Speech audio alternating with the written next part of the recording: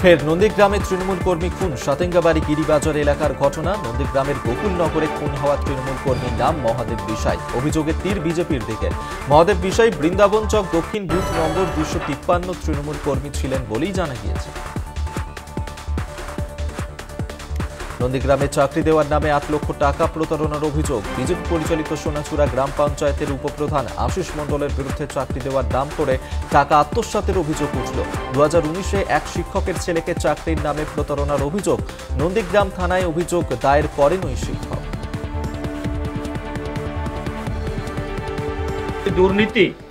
দুর্নীতি পশ্চিমবঙ্গে আওয়াজ নিয়ে চরম পর্যায়ে পৌঁছে গেছে। যাদের প্রাপ্য অধিকার তারা পাচ্ছে না।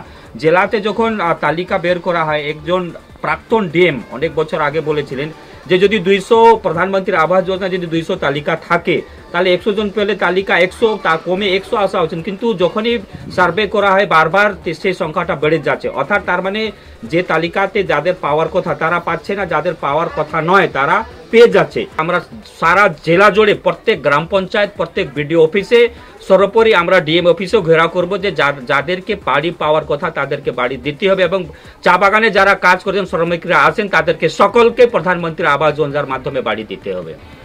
দিদি যেটা কথা দেন সেটা করেন। আমাদের কাজ অলরেডি শুরু হয়ে গেছেন। দিদি যা যা বলেছেন সেগুলো করছেন, আমাদের নেতৃত্বরা সেগুলো করছেন। ওনারা হতাশ হয়ে যাচ্ছেন যে আগামী নির্বাচনে, এই নির্বাচনে যেভাবে বিপর্যয় ওনাদের ঘটেছেন, আগামী নির্বাচনে আরও বিপর্যয় ওনাদের আসতে চলেছেন, সেই জন্যই এই কথাগুলো বলছেন।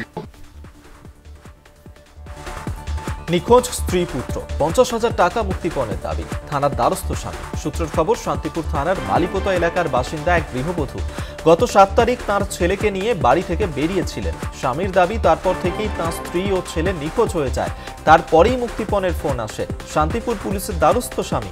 পুলিশের বিরুদ্ধে অসহযোগিতার অভিযোগ পরিবারে। ফের বিকল সোদপুর 8 নম্বর রেলগেট। চরম সমস্যায় নিত্যযাত্রীরা। রেলের গাফিলতিকে দায়ী করছেন স্থানীয় বাসিন্দারা। যাতায়াতের ক্ষেত্রে অত্যন্ত গুরুত্বপূর্ণ এই 8 নম্বর রেলগেট। অভিযোগ, কয়েকদিন পরপরই এই রেলগেট বিকল হয়ে যায়।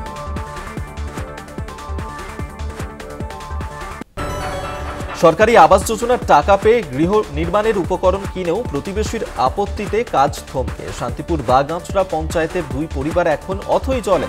2 পরিবারের অভিযোগ, প্রতিবেশীর দাবি ওই জায়গা দুটি তার। পঞ্চায়েত ও সমষ্টি উন্নয়ন আধিকারিক বিষয়টি খতিয়ে দেখার আশ্বাস দিয়েছে।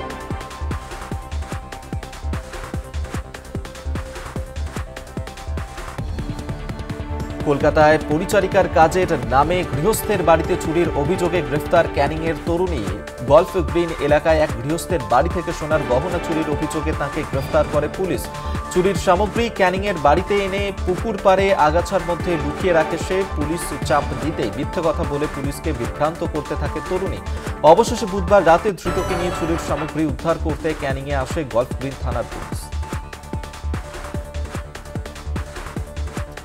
ডোমকলে জোতকানাই প্রাথমিক বিদ্যালয়ের প্রধান শিক্ষকের কাজের প্রশংসা। মিড ডে মিলে দুর্নীতির অভিযোগ নতুন কিছু নয়, তবে এই স্কুলের ছবিটা একেবারেই আলাদা।